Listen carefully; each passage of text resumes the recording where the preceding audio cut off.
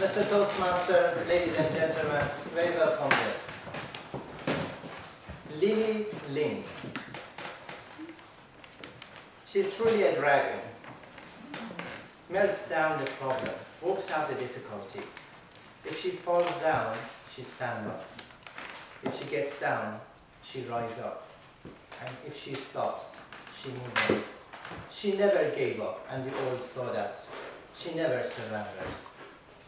The title of Lily's speech is Closest. What's your closest saying about you? And when I heard that, I looked at my closest. What are they talking about?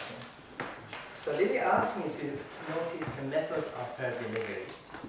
And I want Lily to notice her timing. When if she goes over the time, she would be disqualified. So all the best, rock the stage. Lily.